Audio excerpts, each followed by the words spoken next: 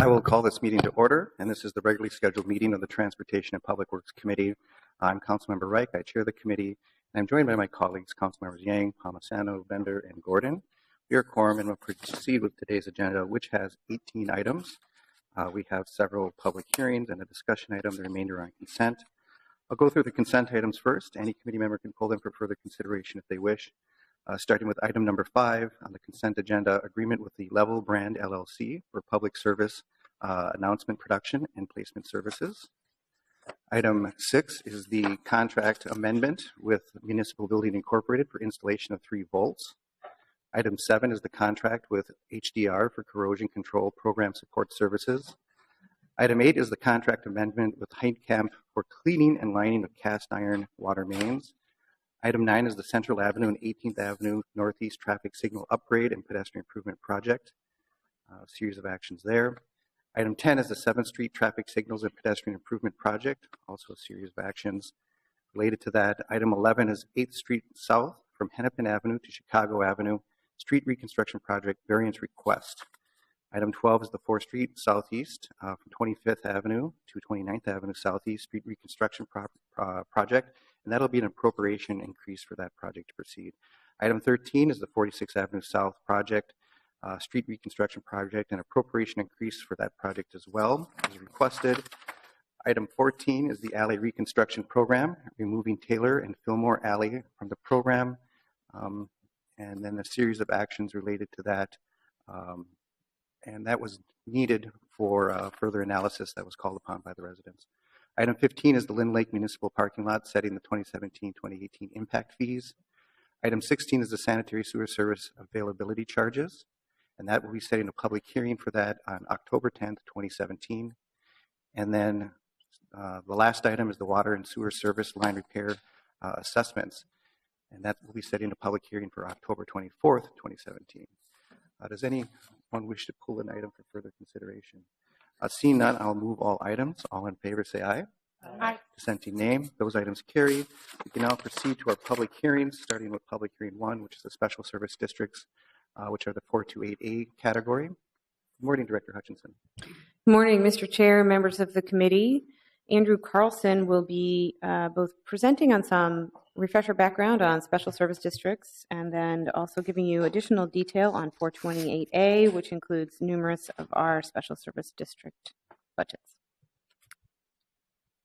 Good morning, Mr. Chair and council members. My name is Andrew Carlson, and I'm the project manager for special service districts. Since today's public hearings have to do with special service districts, all your public hearings have to do with special service districts, I thought it would be helpful to provide just some general information about SSDs and how they operate before getting into the proposed 2018 budget requests. So a special service district allows property owners in a commercial area to collectively impose service charges on themselves each year to create a pool of funds.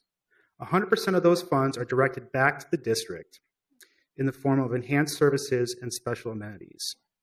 These enhanced services and special amenities are over and above what the city ordinarily provides. So we can't supplement city services. These have to be enhancements.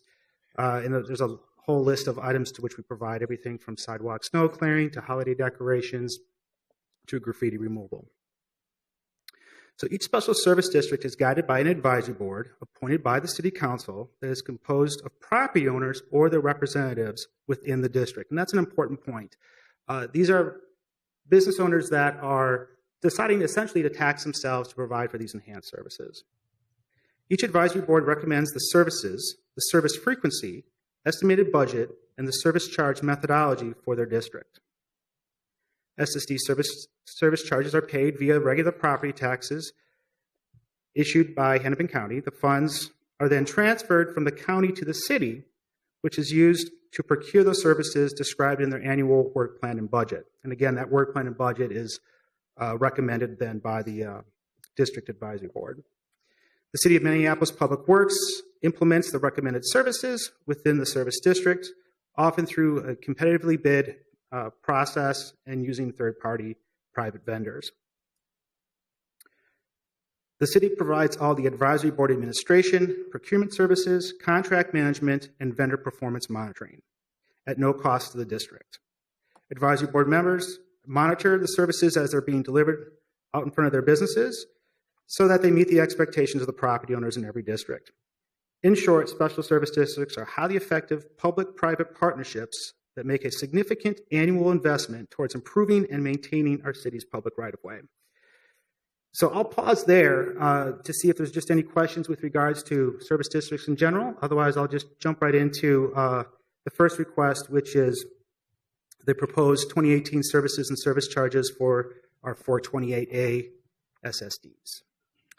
Are there any questions per the presentation? Seeing none, I will then open the public hearing, and this is the public hearing on item number 1. Mr. Chair, if I could just quickly provide a little context in terms of the request for the 428A districts as part of my opening remarks, just to kind of get that on the record. Okay. I'm sorry. So what we have before us today in terms of item number 1 are the 50th in France, 54th in Lindale, Bloomington Lake, Chicago Lake, and East Lake, and Lindale Lake Special Service Districts. These are referred to as our 428A districts. That is the state statute that allows municipalities the authority to establish SSDs by local ordinance. So the other 2 public hearings today are also established under Minnesota Statute 428A. We'll be back in 2 weeks with what we refer to as our legacy districts. These districts predate the 428A statute. So again, just almost wrapping up here. Back in June, Public Works staff worked with each district advisory board to recommend the services, prepare estimated budgets, and review their assessment methodologies for the coming year. These service charges will be collected on the 2018 real estate taxes in the same manner as special assessments. Each affected property owner was mailed a notice of public hearing and the service charge amount 10 days in advance of today's public hearing. So with that, we are seeking passage of a resolution approving the special services and the budget cost estimates, service charges, and the list of service charges, and directing the city engineer to proceed with the work. So that's the action before us. If there are no questions, I will now open the public hearing. And we do have someone signed in, so I'll start there. If Mr. Doug Willett can come forward, state your name and address for the record.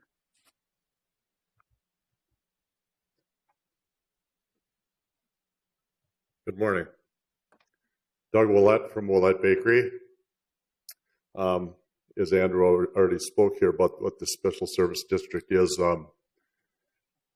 I don't know if any of you remember, but a year ago, we were here because this was a new district, and what we were surprised, first of all, that we were in it, and then when we got to this stage, the communication between us and them was lacking. But when we got here, it was decided that it was too late for us to contest that part of it.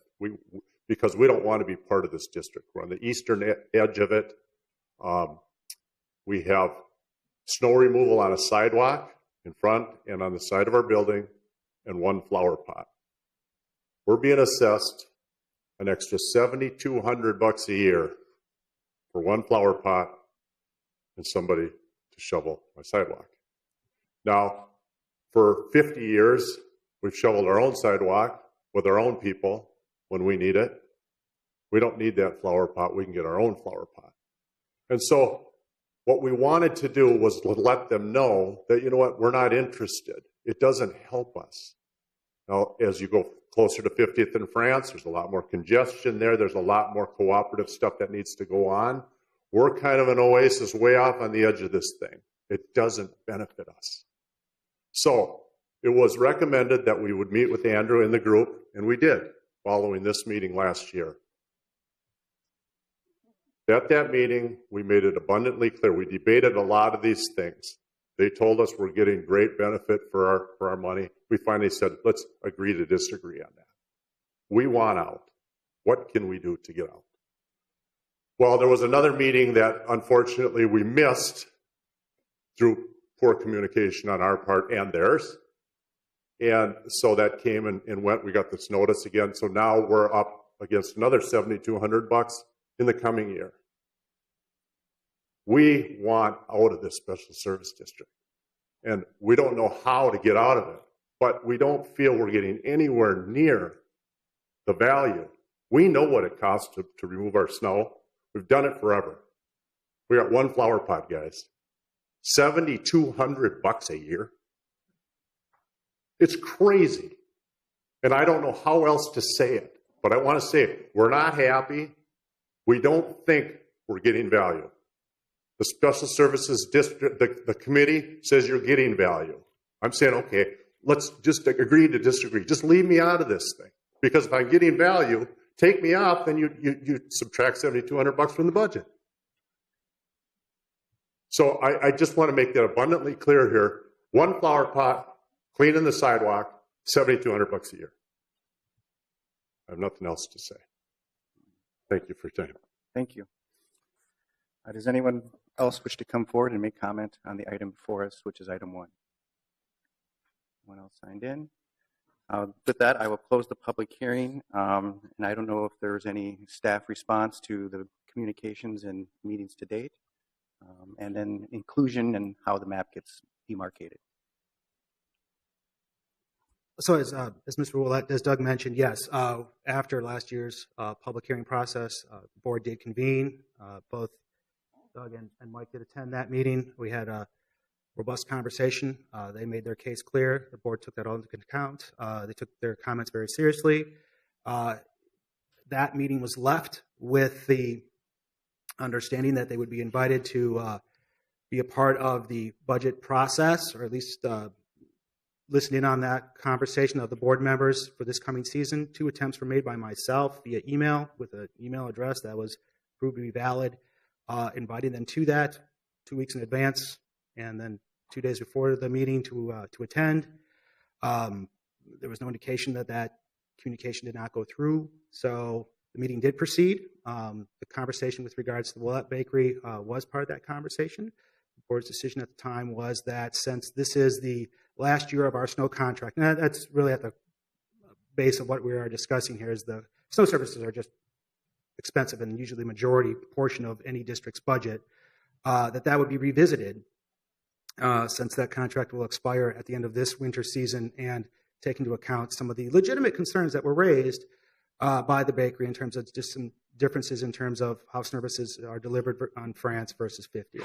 So I think there was a sincere effort, broad discussion on the part of the board members that this was not just overlooked, but was sincerely taken into consideration. And I do believe that they will thoroughly investigate and look at their contract for the coming year.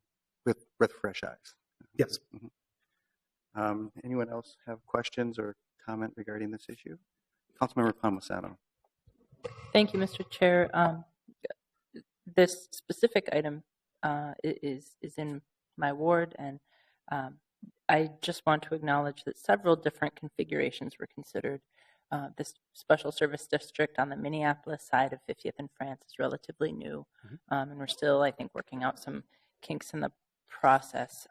Not every establishment in this area is open 7 days a week, including Mr. Willett's establishment, and that in order to keep that open and pedestrian accessible and have mobility, that was one of the reasons why the special service district model was considered. This specific property is a critical link to a senior living facility that is just to the east, so it is important for people to be able to traverse that easily. On the other hand, I appreciate that Mr. Willett feels that for his own property, this is disproportionate. I also trust his colleagues that are also property owners in that corridor will continue to pursue remediation of different types, especially shared use. You know, currently his property use doesn't make use of the municipal lot really, and that's fair. And I think he has a neighbor who gets to use his parking lot for his restaurant on Sundays, and that they can maybe work out something else there in terms of snow clearance on a day that his establishment isn't open. So I'm comfortable moving forward with this, knowing that there is still this bit to work out, and I think it'll be worked out best between the property owners in that area. Thank you. Well, thanks for that context and clarification and your willingness to continue working on this, and yours as well. So with that, if there's no further discussion, I will move the item before us. Item number 1. Any further discussion? Seeing none, all in favor say aye. Aye. Dissenting nay. That carries. We can now go to item 2 on the public hearing agenda, and that's West Broadway Improvement Special Service District 2018 proposed services. Mr. Chair, members of the committee, Andrew Carlson will also present on this item and provide additional information about the specific West Broadway Improvement Special Service District. Thank you. Mr. Chair, council members, Andrew Carlson, Public Works Special Service District Project Manager. All right, so this is the West Broadway Business Improvement District. This is one of our, what we refer to as our self-managed districts. It's one of two. The other one is also before us today, which is the downtown DID. So these are both referred to as self-managed districts. And what that means is that through a contract agreement, those services are delivered through an entity within the district. We do have the executive director here to speak during the public hearing portion, so I'll keep my comments brief. The West Broadway Improvement Special Service District is a self-managed district. The West Broadway Business Area Coalition, a nonprofit corporation, serves as the WBID management entity. All services within the district are managed and delivered by the WBC via a contract with the city. Each year, the WBC recommends the services, estimated budgets, and service charge methodology for the coming year. These service charges will be collected on their 2018 real estate taxes in the same manner as special assessments. No interest charge is applied. Each affected property owner was mailed notice of a public hearing, 10 days in advance. So with that, I will end my remarks, answer any questions. Any questions per the presentation? Seeing none, then I'll open the public hearing for item number 2, West Broadway Improvement Special Service District. I do have someone signed in. I'll start there. Rob Hanson, please come forward, state your name and address for the record. Good morning, Mr. Chair and council members. My name is Rob Hanson. I'm the executive director of the West Broadway Business and Area Coalition. As Mr. Carlson said, we're the managing entity of the West Broadway Special Service District. Just wanted to take a few minutes to tell you about the amazing impact that the West Broadway Special Service District, or WBID, has had on the corridor over the past few years. As Mr. Carlson also mentioned, what makes the WBID so special is that outside of the DID, we're the only self-managed district in the entire city, and that wouldn't be possible without really robust community support. So the mission of the WBID is to create a cleaner, greener, safer West Broadway corridor, and I think we've certainly made important strides in achieving that mission. Throughout our continued partnership with Better Futures Minnesota, we have cleanup crews out walking the corridor 4 days a week. In 2016, the crews collected 3,129 pounds of trash, nearly double the amount from the previous year. We expected the number to grow with the increased staff hours, but with the doubling, it shows the importance of having the crews out on the corridor. The WBID is instrumental in combating graffiti, long weeds, and reporting issues to Public Works within the public realm. Last spring, crews spent 4 days removing weeds and pressure washing the entire 2.1 mile stretch of West Broadway from the Mississippi River to Sheridan Avenue North. Additionally, the men reported more than 31 instances of graffiti, 5 damaged streetlights, 4 instances of illegal dumping, and 5 potholes. We have an excellent working relationship with Minneapolis Public Works, and we thank them for their support of our efforts. The WBID is also important in bringing a sense of festivity to the corridor. During the winter months, we install holiday decorations on 64 light poles and place winter ornamental plantings in the flower planters. During the summer months, we planted petunias, daisies, and other flowers across the corridor, bringing some much-needed greenery to the district. Finally, the WBID is a key tool to bring more notoriety, foot traffic, and positivity to West Broadway. Over the past 2 years, the WBID has received recognition in media such as the Minneapolis Star Tribune, North News, Insight News, KMOJ Radio, and the Metro Transit website.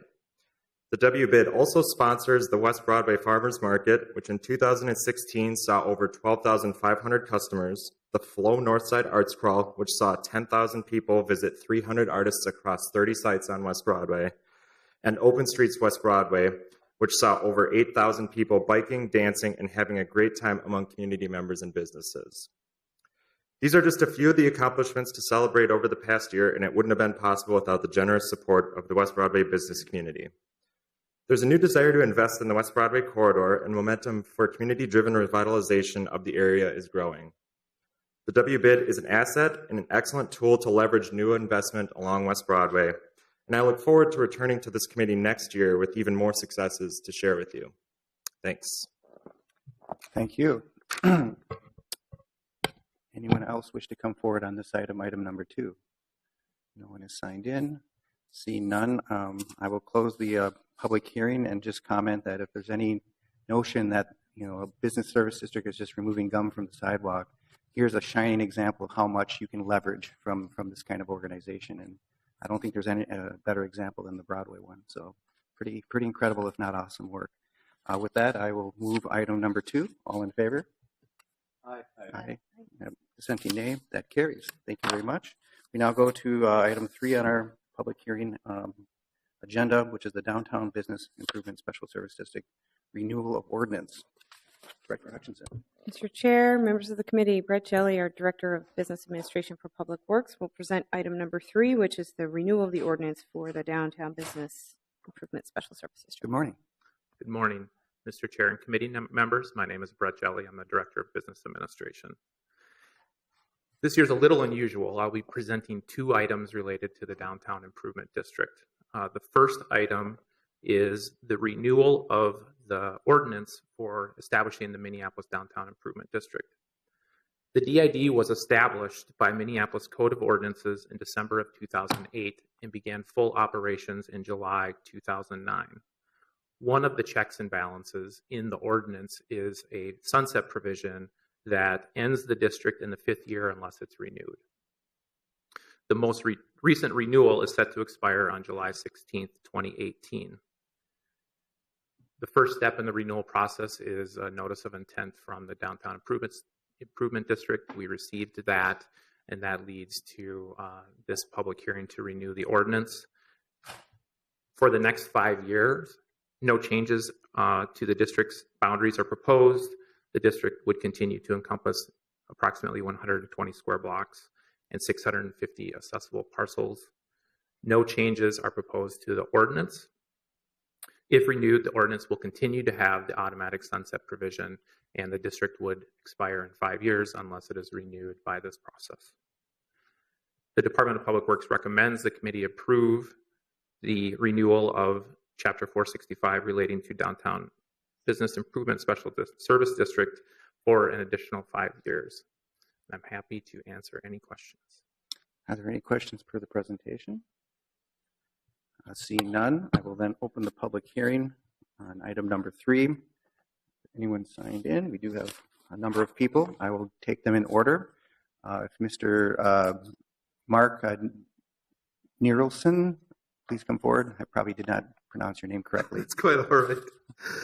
Good morning, Chairman Reich and council members. My name is Mark Nierenhausen, and I'm the new CEO and president of the Hennepin Theater Trust, and it's an honor to be here today and meet with you, and I look forward to working with all of you in the future.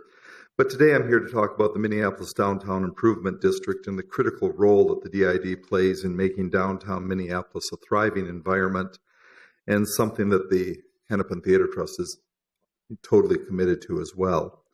The Trust's live performances at the Orpheum, State, and Pantages Theaters bring nearly 600,000 people to downtown every year. These are both residents of the city, the metro area, and a significant number of tourists. These patrons not only go to shows, but they also eat in restaurants, park in parking lots, and stay in the hotels. They're a critical component of a thriving downtown and a thriving metro area, and they're also a critical component of creating a national image for this city.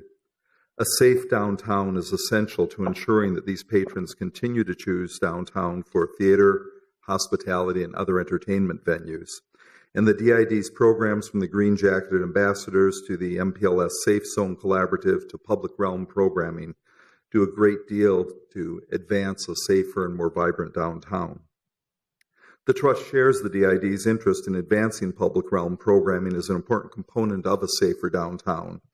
And a safer downtown is a byproduct of the public realm activities that promote positive community engagement and positive community outcomes.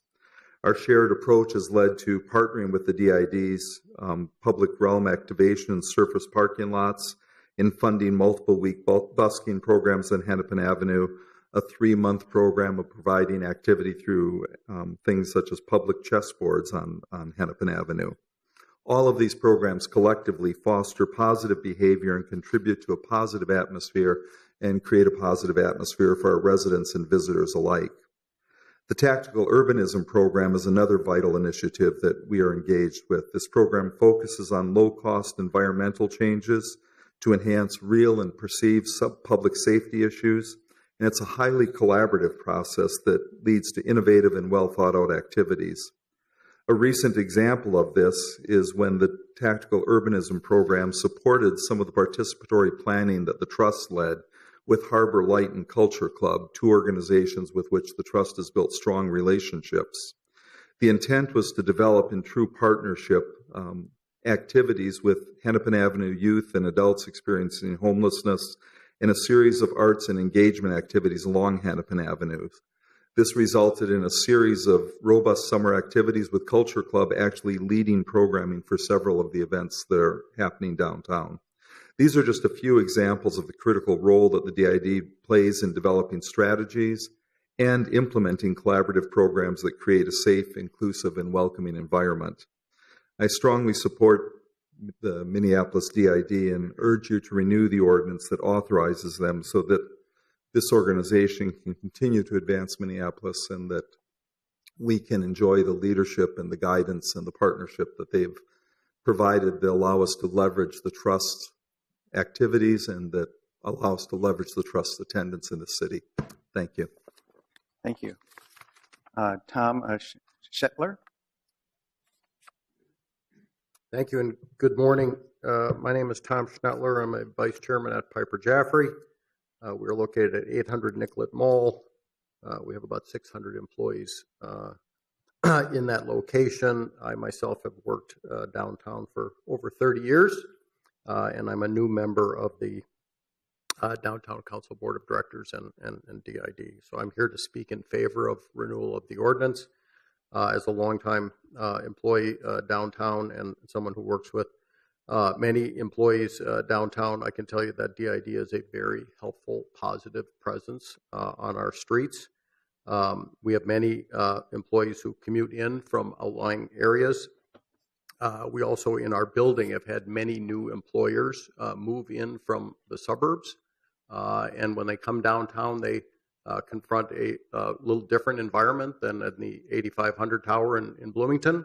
And I think the DID ambassadors and livability teams are very important to making them all feel safe and secure. In downtown, they are very important to creating a cleaner, greener, and safer environment. And so I very much support reauthorization of this program. Also want to say that the DID ambassadors are a uniformed presence that is not a police presence. And while we all welcome and encourage a robust police presence on our streets, having another group of individuals who are trained and helpful and obviously taking care of the streets and downtown, I think is an element that we want to have as part of the mix of how the city presents itself to people who live and work here and visit here. So here to support reauthorization. Thank you. Thank you for those comments. Tom Whitlock, please come forward, state your name and address for the record. Good morning, Chair, Council members. My name is Tom Whitlock. I own a landscape architecture firm in the Warehouse District. We have 20 employees. And I am also chair of the Downtown Experience Committee, which is tasked with providing a consistently compelling experience downtown. My firm has been located downtown since 1981. We moved to the Warehouse District roughly 6 years ago to be closer to transit and the vitality of the Warehouse District.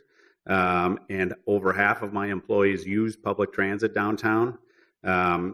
To go along with the clean, green, and safe comments, I consistently see DID staff on the streets in the Warehouse District cleaning, throwing trash away.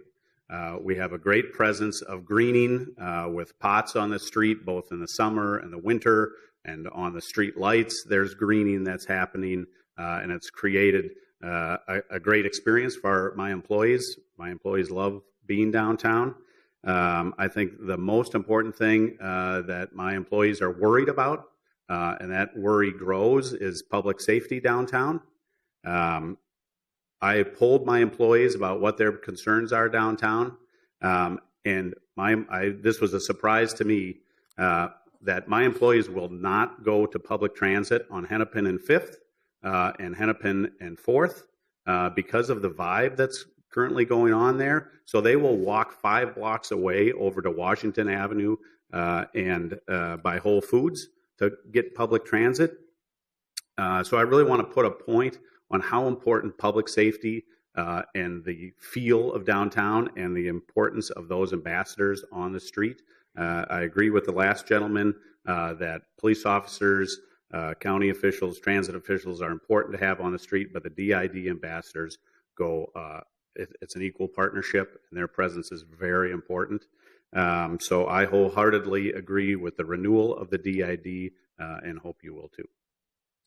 Thank you for those comments. Chris Lundeen, please come forward, state your name and address for the record. Okay, maybe not here. Michael Sullivan, please come forward.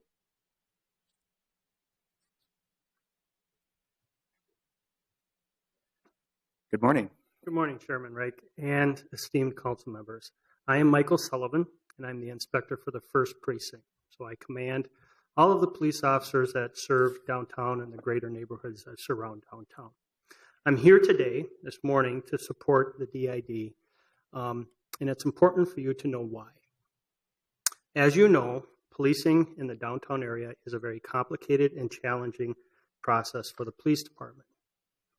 The DID assists us tremendously in doing our job, and there's 3 main ways in how they do that. The first is increasing our community policing efforts. They have assisted us tremendously by increasing our enforcement and presence efforts in the downtown core. Second is with our collaboration and partnerships. Hennepin Theater Trust has been an incredible partner, mainly and associated with their proactive involvement and the DID pulling us all together. And that's just one example. And the third is through our crime prevention efforts. And they have increased, one example is that is increasing their camera enforcement. Lastly, I'd like to say one of the things that Minneapolis can be very proud of in the initiative through DID is their hiring of outreach workers. So instead of just police officers doing all this work and trying to make peace, and our wonderful ambassadors, but they've hired significant amounts of youth outreach workers through the YCB, the Youth Coordinating Board, and YouthLink, and they've hired the St. Stephen Shelters for homeless outreach as well. So all of these areas combined together has significantly assisted the Minneapolis Police Department's 1st Precinct's policing efforts downtown. Thank you very much. Thank you. Thank you for those comments. Going down here, Steve Kramer. Thank you, Mr. Chairman and committee members. As you might expect, I'm here to testify in support of renewing DID for another 5-year period. And I want to thank you also for your support for this revised renewal process.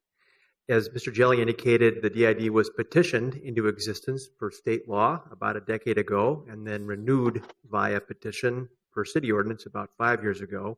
So here we are 10 years in, and DID really is firmly established within the downtown community as a value add in the areas of cleanliness, making downtown greener, safer, and now also more active. I think as a result, the quality of life downtown has improved, and partnerships across many sectors of the community are firmly rooted and highly effective, and you've heard about some of those partnerships already. If DID weren't around, it would be sorely missed, and that's probably the best test of whether renewal makes sense or not. Happy to answer any questions, but we've worked to keep city officials as well as staff updated through our annual report and quarterly meetings. We also have regular and significant accountability to our ratepayers and to you through the annual budget process, which will continue to unfold as it has for the past 10 years, assuming that the DID is renewed. So thank you. Thank you. Kevin Lewis.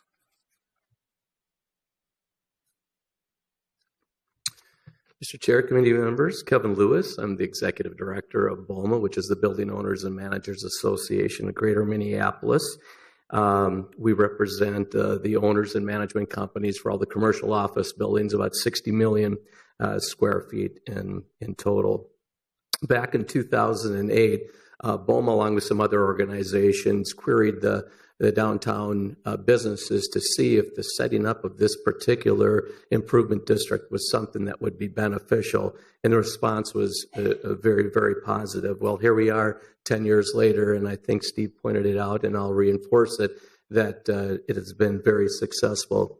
Let's not forget that our property owners and actually their tenants are the ones that pay the largest portion of the assessment to fund the DID. So if there's going to be a critic out there, it'd be them, but they have not been critical whatsoever. In fact, they've been very supportive. We've had, over the last 3 years, close to 2 million square feet of additional commercial office space that has been built and opened in the Minneapolis area. So that adds to it. It shows that we are continuing to grow business, and we want to make sure that the tenants have experiences that are safe, clean, vibrant, and welcoming. That makes the jobs easier for our property owners and managers. Generally speaking, the DID has accomplished all the tasks that they have, and you've heard some of them about what they do, from cleanliness and support and visitor engagement and so on. But just the mere presence of having those ambassadors out there, I really think offers so much more, so that when friends of mine from other cities come and they see these individuals, they certainly wish they had something similar to that.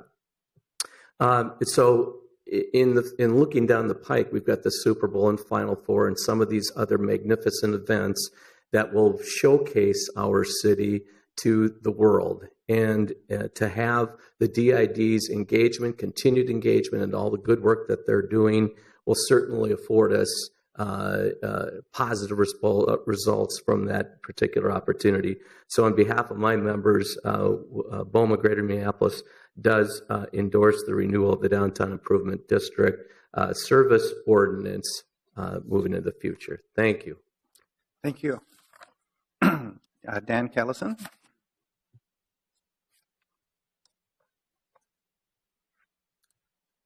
Good morning, Chair Reich and council members. Thank you for your work on this committee. My name is Dan Collison. I'm Executive Director for the Easttown Business Partnership, which is a 100-block area covering downtown East and Elliott Park, and the 2020 partners that includes a small slice of downtown West, the Warehouse District, and the North Loop neighborhood. The organizations and businesses that I represent constitute two of the most rapidly growing edges of the downtown sector in terms of both businesses and residential perspectives. And as such, with several hundreds small to large businesses and property owners in mind, these two organizations are very concerned about remaining intentional and diligent in keeping the pedestrian right-of-ways clean, safe, and I would like to also say framed by the kind of greening that the DID provides to help the workforce and citizens of downtown Minneapolis feel both safe and more human in the built environment.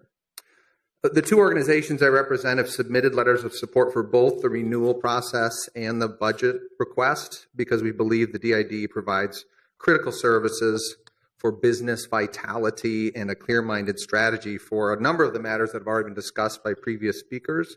But I just want to highlight that unique capacity to track property conditions in the public realm, key safety initiatives, and then mitigate the serious issues that are very complex and layered, like crime, livability, and homelessness. And my final comment will just be that it has been an impressive connection to the volunteer force of the Downtown Council's 2025 plan that brings also layers of key advocates and stakeholders to things such as homelessness, so that this is really a multi-layered engagement of the entire community working on these really complex and important issues. And so it is for all of those reasons, the Easttown Business Partnership and 2020 partners recommend that the renewal is proceeded with. Thank you. Thank you. Kevin Stewart. Good morning. Thank you. Well, I have the privilege of representing both as previously a landlord, building owner, and the value of the DID, as well as currently as a tenant, and both before and now with the DID contract. And right now, I couldn't imagine what downtown Minneapolis would be without DID. So I'm a proponent of all of the services that DID provides, as well as I also wanted to point out, I think DID has some additional values. I also sit on the safe or the recently changed Vibrant and Safe Downtown Advisory Committee, also chair the Downtown Security Executives Group. In the amount of public-private partnership that is really centered around the hub of DID, I think is very impressive. Without having that collaboration and bringing those two ventures together, both around public safety as well as cleanliness and greening, I think the city would definitely be a void without that. So again, I just would like to stand here in support of the DID and hope and that the ordinance is continued. Thank you. John Harrington.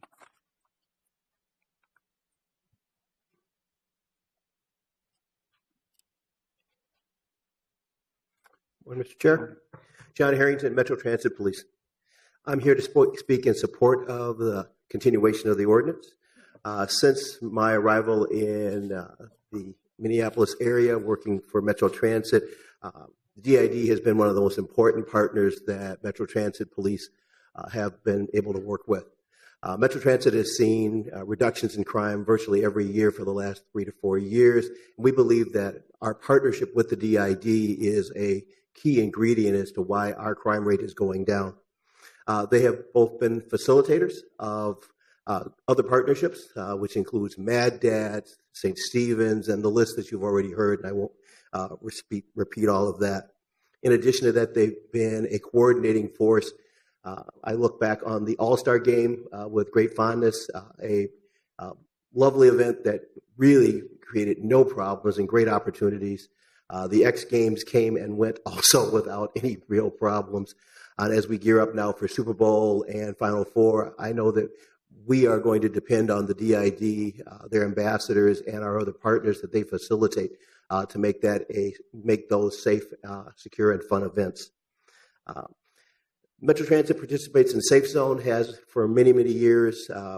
In part, we have shifted our timeframes in no small part because of great information flow between MPD and DID as to when the hotspots are and where the hotspots are.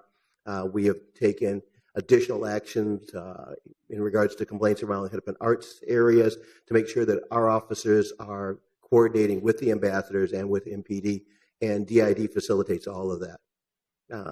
From National Night Out to the upcoming Zombie Crawl, I know that I have a great partner in DID, and we strongly support continuation of the ordinance. Thank you.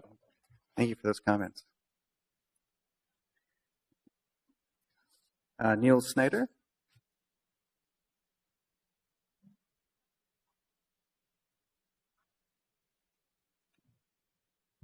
Good morning. My name is Nell Snyder. I'm a commercial real estate broker with Colliers. My job encompasses working with both landlords and the end user, the tenants of these buildings.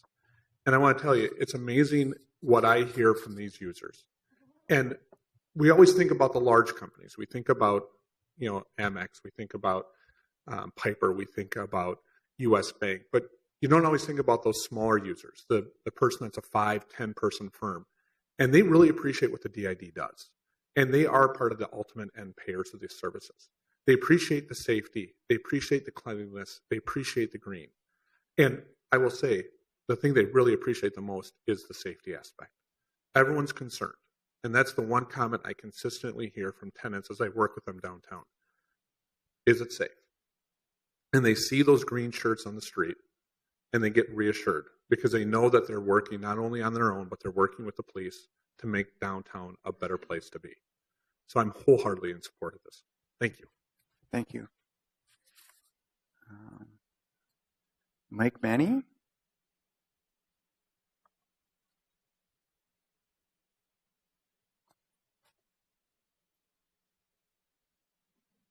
Good morning, Chair Wright, council members. I'm Mike Meany. I work with Ryan Companies, and I have been involved with the Downtown Council, the DID, and the Safety Collaborative for the last approximately 7 years.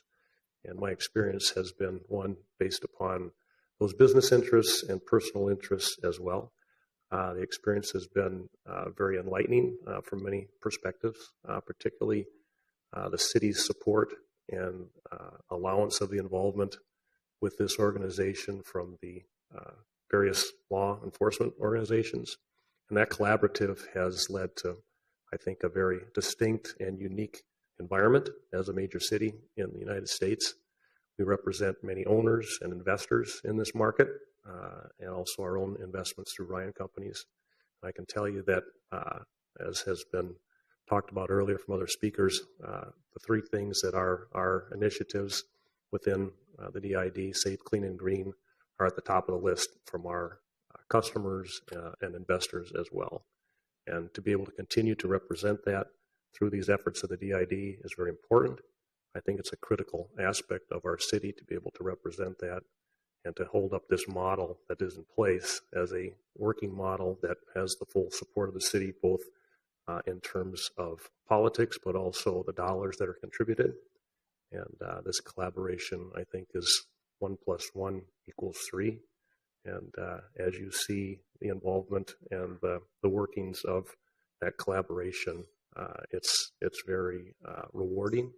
And particularly as we get into areas of livability that augment how do we address these safety concerns downtown. So again, I would suggest that our organization and our customers are very much in support of a renewal and continued efforts amongst all these participants. Thank you. Thank you. Anyone else signed in? No one signed in. Anyone else wish to come forward and make comment? Anyone wish to come forward to make comment? Seeing none. Oh, there's one more. Oh, please come forward, state your name and address for the record. Good morning. My name is Steve Hart. I'm a small business owner. I own a company called Minneapolis Event Centers, and I own 2 venues downtown. One of them is Fine Line Music Cafe, which a lot of you may recognize. I'm here to speak about my experience working with the DID in collaboration with ZID on improving the nightlife experience in downtown Minneapolis. Recently, we have been offered by the DID program called the Barlink program, which is a great tool that the DID offered us to fight late-night crime and improve public safety.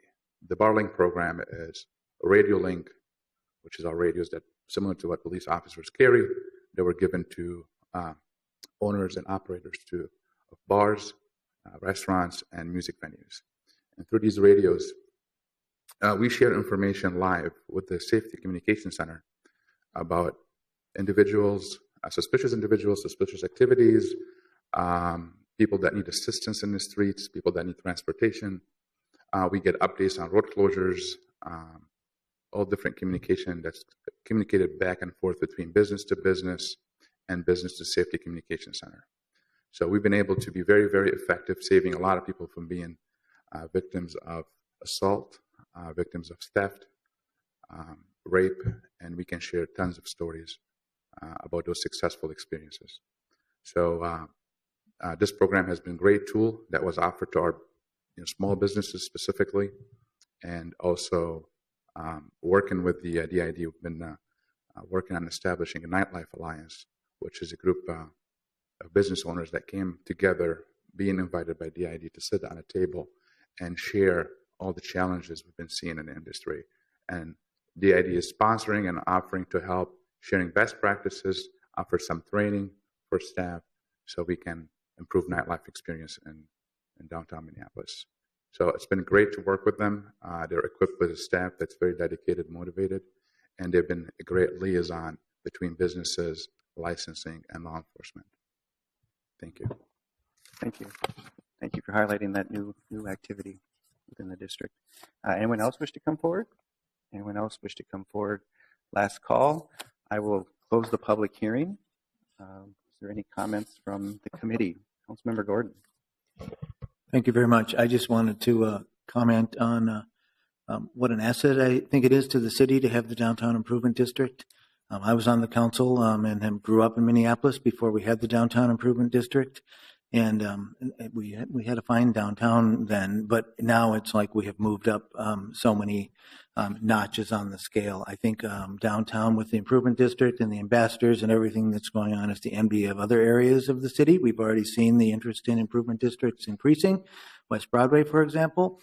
But I think other cities are looking at it and wondering how can we do this. And obviously it takes an enormous commitment and an enormous investment from the businesses downtown to get together, talk to one another, problem solve, come up with amazing creative strategies like the one we just heard about.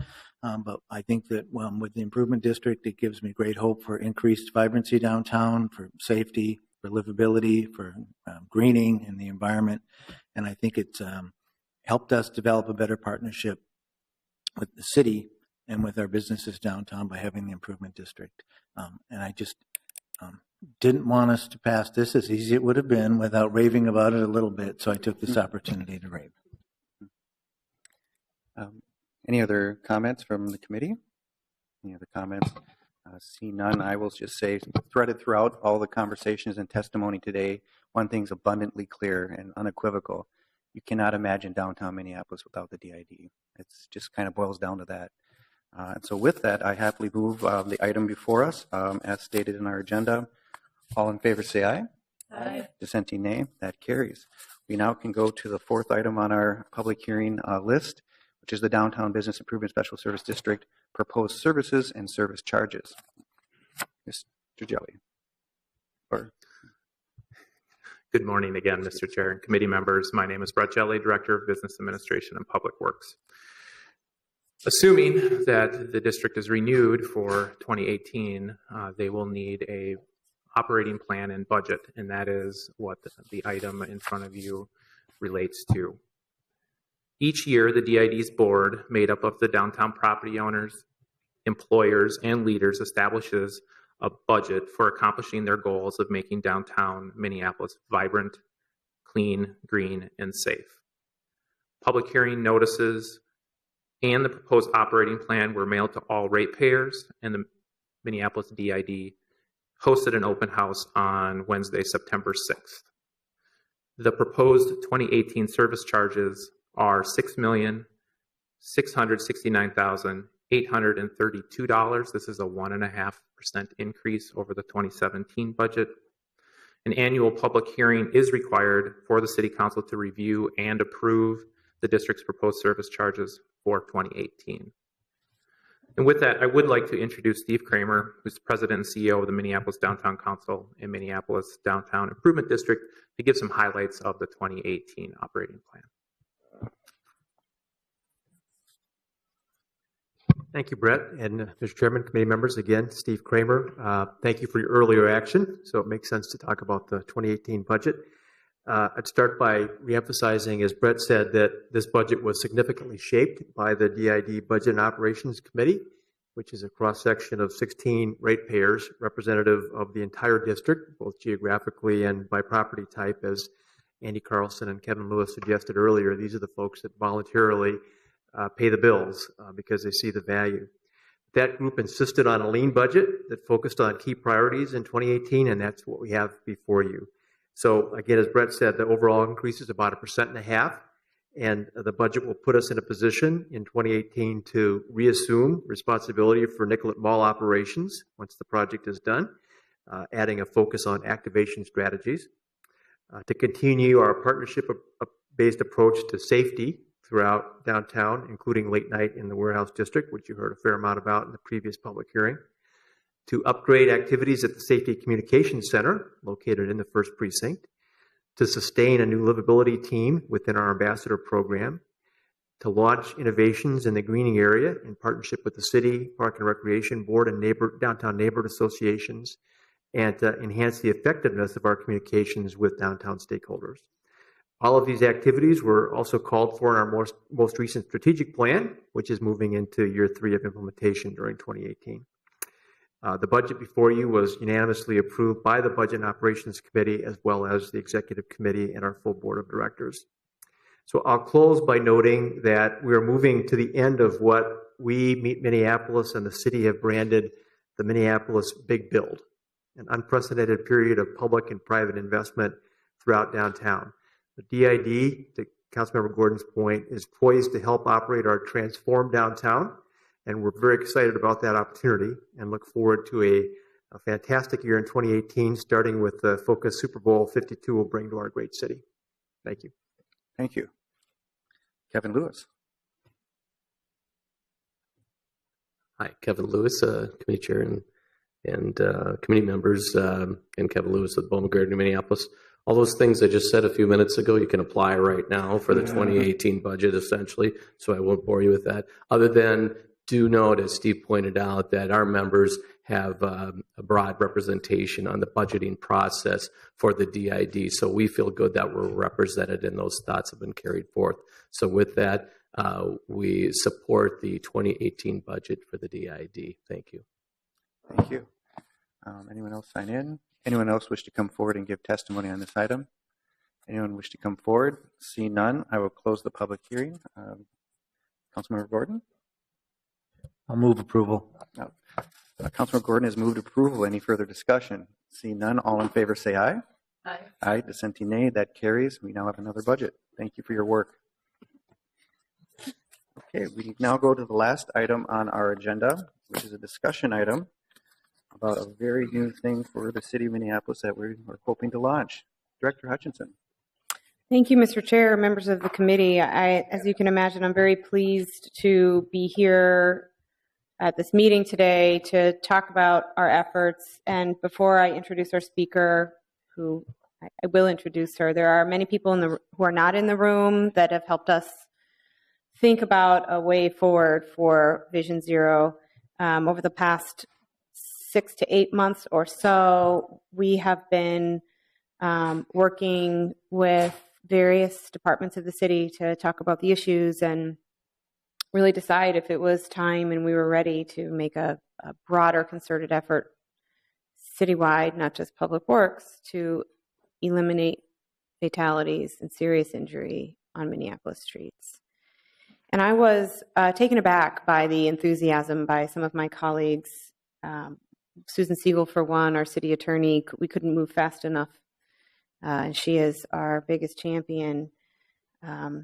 Gretchen Musicant is also a tremendous champion for us and was thrilled to be a part of it. We recently met with Velma Corbel, who we've pulled into our team, Deputy Chief Eric Forrest, who is excited to be on our team. And one by one, our partners around the city are lining up to help because they believe in the outcomes here. So I just wanted to recognize that I am introducing Kathleen Mayel, who is joined by several staff members on our Public Works team who have worked very hard. Steve Mosing is here, John Werchus, Jenny Hager, and our city engineer, Lisa Cerny, who is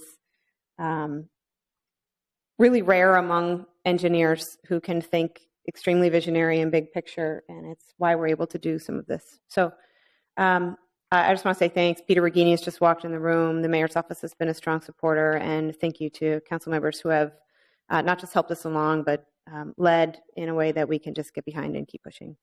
So thanks, and I will leave the rest of this presentation, this introduction, to Kathleen Mayel, who is a manager in our transportation planning and programming division. So Kathleen. Good morning. Good morning, Mr. Chair, committee members. My name is Kathleen Mayel, Supervisor, Transportation Planner in the Transportation Planning and Programming Division of Public Works. And I'm fortunate to be here before you today to share a framework for the city's commitment to Vision Zero. I'll cover basically what is Vision Zero, why is it important, share a little bit more about what Robin just spoke about in terms of the collaborative efforts here, and then go through some next steps as we really are at the beginning of this. Vision Zero at its core is the assertion that loss of life on our streets due to traffic crashes is unacceptable, along with serious injuries.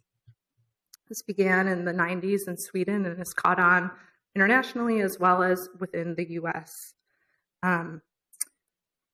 There's an acknowledgement that these deaths are largely preventable through a whole host of things, ranging from engineering, education, partnerships.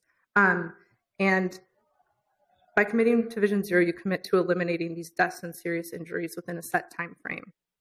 There's a real focus on the most vulnerable users of the transportation network, those walking, biking, taking transit, as the data has shown, a disproportionate number of those users suffer the fatalities and serious injuries.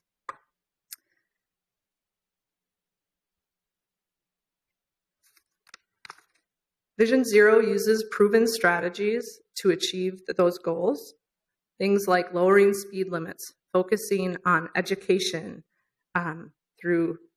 this is the Department of Public Safety's public service announcement on distracted driving, redesigning streets in a way that make these choices to be more safe on our streets the easy choice and the natural choice. There's meaningful behavior change campaigns. There's using data to look at how we can change these behaviors. This really builds off and reinforces the Complete Streets policy that was passed by City Council last year. In Minneapolis, this really begins with understanding where our highest number of serious and fatal crashes are in the city, who's involved, what behaviors contribute to those crashes. It's about then working in those communities with those people along those corridors to figure out how to show demonstrable improvements and with the end goal of getting to safer streets. So Vision Zero uses these tangible metrics to help design solutions. We already have some of this data. Right now, we know that over 3/4 of all fatal and serious crashes occur at 13% of our intersections. We know that 80% of our pedestrian crashes occur along 10% of our roadway miles. And so it's data like this that gives us the information and the power, layering this together, working throughout the community, engaging with others to develop priority areas, to develop plans moving forward after we see those patterns and are able to engage on that data. So this lays out a framework and areas where we can focus on to recognize, and then together with many disciplines work towards solutions. Vision Zero is important because of people. At the end of the day, we want the people in our city who live here, who work here, who visit here to be safe and to get where they want to go safely, to not have to think about alternatives that are not safe and not have to experience those by whatever mode they're using in whatever neighborhood throughout our city.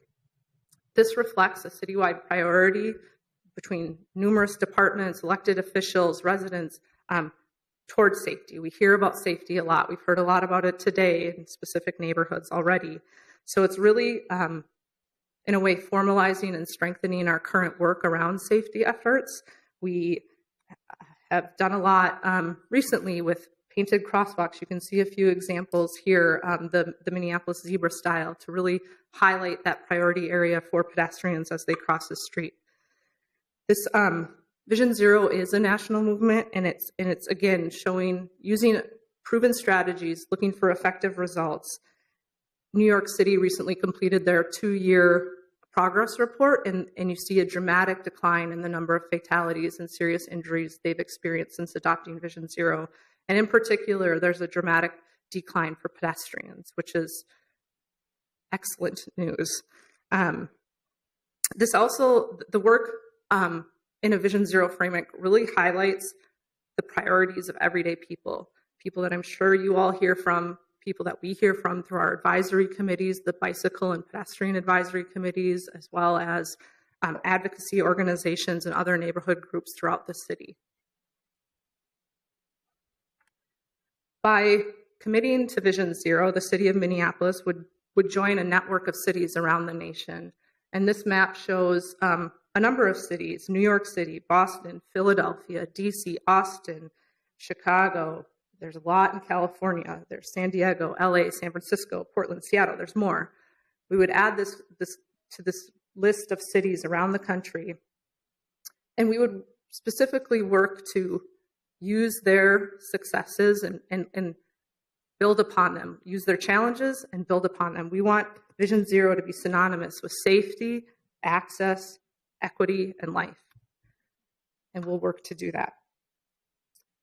The Vision Zero network outlines that becoming a Vision Zero city, in order to do so, you set a clear goal of eliminating traffic fatalities and serious injuries. There's an official commitment at the mayoral level to Vision Zero. There's a commitment to develop an action plan or strategy to reach the goals, and that there are key city departments involved, including transportation, public health, and police. So in Minneapolis, that commitment and that collaboration goes so much deeper. As Robin mentioned, there are a whole number of departments within the city that are committed to this approach and the goals of a Vision Zero effort, including city attorneys, police, health, communications is a key partner in this effort, civil rights, IGR, the Community Planning and Economic Development, the Coordinator's Office, NCR, and I anticipate this list to grow, which is great. In addition, there are a number of partnerships beyond the city as an establishment. We have other jurisdictions that we'll work with. We have community organizations, again, our advisory committees, advocacy organizations, and really so many people that use our street system and will be affected by this work, whether or not they ever know it. We're at the beginning of this. The work really lays ahead. We've got months and weeks and years of work to make this a reality. But what we propose to do here is commit to Vision Zero, commit to developing an action plan over the coming year, adopt that action plan, work with our community partners, and really put equity at the core of that engagement effort to develop an action plan, so that there is wide consensus and buy-in on the strategies we as a community in Minneapolis want to undertake to reach this vision, and then move forward with that. That'll involve the creation of a Vision Zero task force to help guide that work, and with the strong input of different community organizations and leaders throughout the city. Publicizing this work and developing, sharing the stories and having a visual, presence online and being able to share the story is another critical component of that. So we're working to develop the structures in order to move forward with this timeline in front of you. But in the meantime, while all that's going on, there are things that we can do starting now, and we have started to support these more formal steps just outlined beforehand. Really, looking at community engagement and starting to define that process. And I mean, we already have done some engagement with our advisory committees and people talking with us about what they see as important with a Vision Zero commitment. So developing an awareness campaign, continuing all the work that we do around safety from a lot of different departments within the city, and really using as the foundation of all those efforts data, strong data, and reviewing other cities, what they have done, proven best strategies, and using those to inform and support the work that we do on an ongoing basis. So with that, I'm excited to share this framework with you. I'm excited for the work ahead and taking the next steps toward a commitment to Vision Zero. And I conclude my presentation, and I'm happy to answer any questions you may have. Are there any questions for the presentation from staff? See none. Thank you for that. Thank you. Any comments before I move the item? I'll move the change, but I'll see if there's any comments. No. Okay, well then I will move the item before us. I will note in the document before you, or that's going to be passed out presently, some minor changes to clarify certain aspects of the what will move forward, and they're underlined. And I have the language in the second page, 1, 2, 3, 4, 5, 6. You'll see the underline kind of 2/3 of the way down where it includes and will carefully consider the successes and challenges in other cities implementing Vision Zero, and I think that was highlighted in the presentation and certainly was highlighted in comments made to the public yesterday. And I think that's just there's a certain wisdom to that. And then further down on the last page, third paragraph down, you'll see an underlined set of words that go, which will specifically engage members of the community, which could include establishing a Vision Zero Advisory Committee. And obviously, we're very committed to the citizen input. We trust Sweden's ability to create a great program, but we want to make it our own. And of course, the way to do that is robust engagement, and that's just what Minneapolis does. The notion that we might create an advisory committee is in there as well. Sometimes a committee is the right format. Sometimes a task force is. Sometimes something else could be, but we are the land of 10,000 committees, so let's just be upfront about that. And so I think those were the main changes. Were there any others that committee members thought would be clarifying or helpful? Seeing none, then Councilmember Bender. Thank you, Mr. Chair. I just wanted to make a brief comment. Imagine maybe others will as well. I'm so excited and thankful to our staff for bringing forward the beginning of our Vision Zero commitment. This is a really big deal. I think sometimes we accept as reality that people will die while walking to school or bicycling to work, and it doesn't get the same weight and press coverage and community outcry that other forms of death do if someone was shot or killed in another way. But I thought it was very powerful yesterday to hear our city attorney talk in very strong language about how, I don't want to put words in her mouth, I forget the exact quote, but she talked about the ways that vehicles can be, causes of death in very strong language. And again, I think it's important for us to remember that. The fact that 106 people have died in the streets of our city in the past 10 years is unacceptable. And this resolution states very clearly that we commit in the next 10 years to eliminate those. It's a laudable goal, but I think it's one that we can meet if we all work together. And again, I think it's really been great to see our staff from Public Works leading this along with so many other parts of the city enterprise and this really strong commitment. A couple of things I just wanted to note. Number one, the chair and I were talking about this yesterday. I think this is really the result of a pretty significant change we made 3 years ago when we created this new division in Public Works. And I just wanted to take this moment. The mayor talked about it yesterday during the press conference. It was proposed in the mayor's first budget. It was adopted unanimously by the council. It was a $500,000 annual commitment to staffing the work that we had as our city to have a vision for planning thoughtfully our street system so that it's safe for all users, so that it's more green and sustainable. And we actually put the staff commitment behind those words, and we're seeing the fruits of that. And I think it's actually a model for going forward, how we might think about implementing the kind of policy vision that the mayor and council have been talking about in other departments and learn some lessons from that. The second thing I wanted to just note, and I appreciate the chair bringing these changes, I think the reason it was important and meaningful to have the community engagement piece in the resolution and not just understood. I think we all knew that we were planning to do it, is that we have seen sort of mixed results from other cities. And as the chair mentioned, of course we'll look to learn from other cities, but I think we know in Minneapolis that we need to have race equity front and center in this work. And I know staff has said that to me, but I wanted to highlight that and make sure that we know that there can be trade-offs in how we approach this work. But if we have that meaningful public engagement and we have everyone at the table from the beginning, I'm confident that we'll be able to avoid some of the discussions and frustrations that have happened in other cities and really take the best that we can see from the other cities who've been doing Vision Zero, make it our own. And again, within the 10 years that we've committed to, eliminate the fact that people might have to worry about losing their life while trying to get the places they need to go in our city, and really make it the really inviting and wonderful environment that we want for people to be able to walk and bike and take transit and drive. So thanks. Thank you. Councilmember Gordon. Thank you very much, and I'm excited about this coming forward and seeing it coming from Public Works. I think our new director deserves a lot of credit for pushing this and bringing it forward, and I really appreciate acknowledging how this is an outgrowth of our complete streets policy, which I think it is, and it affirms that.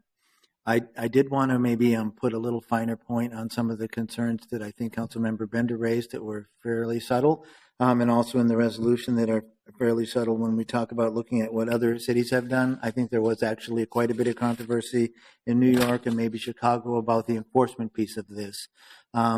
And one of the things that we talk about with Vision Zero is enforcing our traffic laws. Well, in today's world, we understand that police and resident community member contacts can have unintended consequences, and they can have long-term repercussions, especially related to mass incarceration and racial issues. And so I think it's really important that people know that we are going into this with our eyes open about that, and it is not our intention at all in any way, shape, or form that this program would exacerbate those issues. This is not about broken windows policing or anything like that. This is about Vision Zero, and we're doing it engaging our community, and we're doing it looking at what's happened in other cities and making sure that we're not going to have those unintended consequences, and maybe other ones that we'll be aware of as we move forward. But with that said, I'm incredibly excited about this and being part of it and seeing what we can do to realize it and maybe get to zero sooner than expected. Thank you. Councilmember Palmisano. Thank you, Mr. Chair. I'll try to be brief. Traffic safety is paramount to a safe and healthy city. This was actually one of my main reasons for wanting to serve my city as a council member, is improvement in this public space. And, you know, I came in with so many Minneapolis stories from residents and ideas about what's needed, and have this first term run into so many barriers trying to make improvements. It's complex stuff. So I love the multidisciplinary approach to Vision Zero initiatives in visiting cities that have been moving forward in the space, in hearing feedback from local groups, and in reading about it in all kinds of different publications. I think we've learned a lot from other cities about embarking on this kind of an initiative. It's going to take nothing less, because this multidisciplinary approach is what's really going to be needed to change and really improve how we move around the city. I know that there's a lot of support on this committee for it. I would love to add my name as an author. I think other people wish to as well. If you would consider that. Thanks. Certainly, we'll add all committee members who approve this to the ordinance and or the resolution. And yeah, any further comments from committee members? I think it's been pretty well summarized, the importance of it and the enthusiasm behind it. I will echo Councilmember Gordon, giving some thanks to the leadership of our director, knowing that our departments have been reconfigured to think broadly within the enterprise with our new planning division. That's been very important for us to even contemplate, let alone implement things like this. But to have a presence out there for a national or even international conversation, I think that's something that Director Hutchinson brings to the table and has swiftly shown what that can do for our city. So this is a great work moving forward. I know it's a serious topic, but I can't help myself with civic boosterism. We may be one of the late runners looking at the map for implementing this in the United States, but maybe we can be the one that gets to zero first and has the most years with number zeros. And I think we can actually pull that off if we do it right. And it sounds like the game plan we have has been laid out rather soundly. Now we just have to get to it, and I cannot wait to see the fruits of this work because it does mean safety and lives not lost. So with that, I move the item before us. Any further discussion? Seeing none. All in favor of establishing a Vision Zero policy for Minneapolis, say aye. Aye. Dissenting name. That carries, and we can move forward. Thank you. And with that, we are adjourned.